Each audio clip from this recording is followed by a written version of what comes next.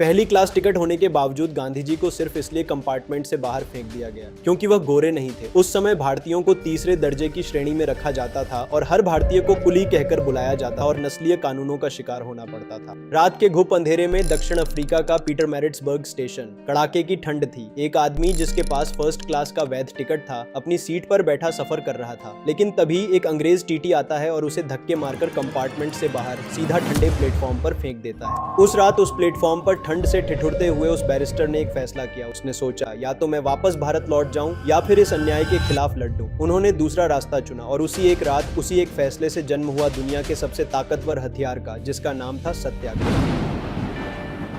नमस्कार दोस्तों, दुनिया के इतिहास में कई क्रांतियां हुई, तलवारें चली, गोलियां चली, लेकिन भारत की आजादी की लड़ाई में एक ऐसा हथियार इस्तेमाल हुआ जिसमें बारूद नहीं बल्कि आत्मबल था। आज के इस वीडियो में हम समझेंगे कि सत्याग्रह आंदोलन क्या है। हम समझेंगे कि कैसे चंपारण के खेतों से शुरू हुई एक चिंगारी ब्रिटिश साम्राज्य के ताबूत में आखिरी कील साबित हुई। तो चलिए शुरुआत करते हैं। सबसे पहले तो ये समझो कि सत्याग्रह आखिर है क्या। सत्य प्लस आग्रह यानी सच के लिए अड़ जाना। गांधी जी का मानना था कि हिंसा से आप किसी का शरीर जीत सकते हो, उसे मार सकते हो, लेकिन उसका मन नहीं बदल सकते, और असली जीत तभी है जब दुश्मन का दिल बदल जाए। इस आंदोलन की बुनियाद 3 पिलर्स पर टिकी थी: सत्य, अहिंसा और आत्मबल। सन 1906 में अफ्रीका में एक सामुदायिक रजिस्ट्रेशन कानून आया। आसान भाषा में समझें तो हर भारतीय को अपने फिंगरप्रिंट वाला एक पास हमेशा जेब में रखना पड़ता था, जैसे कि वो कोई अपराधी हो। पुलिस जब चाहे रोककर चेक कर सकती थी। गांधी जी ने इसके खिलाफ पहली बार सत्याग्रह का प्रयोग किया। उन्होंने भारतीयों से कहा, हम ये पास नहीं बनवाएंगे, जेल जाना पड़े तो जाएंगे, मार खानी पड़े तो खाएंगे, लेकिन यह गुलामी का पट्टा नहीं पहनेंगे। 13 साल तक गांधी जी ने वहां बिना एक भी पत्थर उठाए लड़ाई लड़ी और आखिरकार दुनिया के सबसे घमंडी ब्रिटिश साम्राज्य को उनकी बातें माननी पड़ी। यह सत्याग्रह का पहला सफल एक्सपेरिमेंट था। फिर आया साल 1915। गांधी जी भारत लौटे, लेकिन असली कहानी शुरू हुई 1917 में बिहार के एक छोटे से जिले चंपारण से।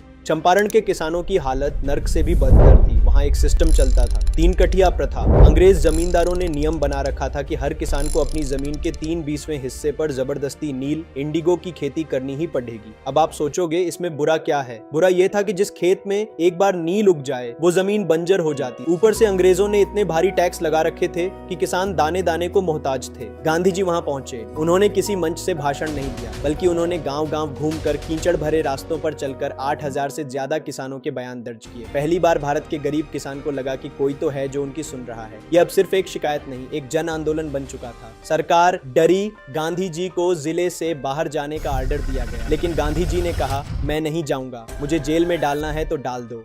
अंत में अंग्रेजों को झुकना पड़ा। एक कमेटी बनी और यह क्रूर 3 कठिया प्रथा हमेशा के लिए खत्म कर दी गई। यह भारत की धरती पर सत्याग्रह की पहली बड़ी जीत थी। इसके ठीक बाद 1918 में गुजरात के खेड़ा में फसल बर्बाद हो गई थी। अकाल पड़ा था, फिर भी अंग्रेज टैक्स मांग रहे थे। गांधी जी और सरदार पटेल ने किसानों को एकजुट किया और टैक्स देने से मना कर सरकार को फिर झुकना पड़ा और टैक्स माफ हुआ। वहीं अहमदाबाद में मिल मजदूरों के लिए गांधी जी ने पहली बार भूख हड़ताल, हंगर स्ट्राइक को हथियार बनाया। मजदूरों की मांगें पूरी हुई। अब पूरा भारत समझ चुका था, गांधी कोई साधारण नेता नहीं बल्कि एक आंधी है। लेकिन अब बारी थी एक बड़े धमाके की। असहयोग आंदोलन 1920। गांधी जी ने देश से कहा, अंग्रेज हम पर राज इसलिए कर रहे हैं क्योंकि हम उन्हें सहयोग दे रहे हैं, उनका काम करना बंद कर दो। देखते ही देखते वकीलों ने कोर्ट जाना छोड़ दिया, छात्रों ने स्कूल कॉलेज छोड़ दिए, लोगों ने विदेशी कपड़ों की होली जलाई। ये भारत का पहला ऐसा आंदोलन था जहां अमीर गरीब शहर गांव सब एक हो गए थे। नमक सत्याग्रह, दांडी मार्च 1930। यह सत्याग्रह का क्लाइमेक्स था। सोचिए, नमक जैसी मामूली चीज पर भी अंग्रेजों ने टैक्स लगा रखा था। गरीब आदमी नमक भी नहीं बना सकता था। गांधी जी ने 12 मार्च 1930 को साबरमती आश्रम से चलना शुरू किया। 78 लोगों के साथ शुरू हुआ यह सफर 240 किलोमीटर दूर दांडी तक जाते जाते जनसैलाब बन गया।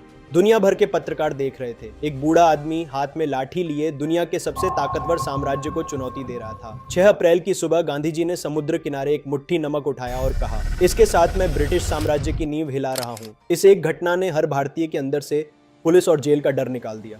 भारत छोड़ो आंदोलन 1942। दूसरे विश्व युद्ध का समय था। अब गांधी जी ने आर पार की लड़ाई का ऐलान कर दिया। उन्होंने नारा दिया, करो या मरो। ये गांधी जी का सबसे आक्रामक रूप था। उन्होंने अंग्रेजों से साफ कह दिया, भारत छोड़ो। लाखों लोग जेल गए, हजारों गोलियों से भून दिए गए, लेकिन अब जनता रुकने वाली नहीं थी। बिना किसी बड़े नेता के, क्योंकि सब जेल में थे, आम जनता ने इस आंदोलन को चलाया। सत्याग्रह ने क्या किया? सत्याग्रह ने हमें सिर्फ आजादी नहीं दिलाई, इसने भारत के आम आदमी, एक किसान, एक मजदूर, एक महिला को यह सिखाया कि हथियार उठाए बिना भी लड़ा जा सकता है। इसने हमें डर से आजादी दिलाई। जो अंग्रेज तोपों और बंदूकों से नहीं डरते थे, वो इस नैतिक शक्ति, मॉरल फोर्स के आगे घुटने टेकने पर मजबूर हो गए। ये गांधी जी के सत्याग्रह की ही ताकत थी कि आगे चलकर नेल्सन मंडेला ने दक्षिण अफ्रीका में और मार्टिन लूथर किंग जूनियर ने अमेरिका में इसी रास्ते पर चलकर अपने लोगों को हक दिलाया। अगर आपको ये वीडियो इन्फॉर्मेटिव लगा हो तो इसे शेयर जरूर करें ताकि उन लोगों को भी पता चले जो गांधी जी को बिना समझे उन पर तरह तरह के आरोप लगाते हैं। मिलते हैं अगली वीडियो में। जय हिंद।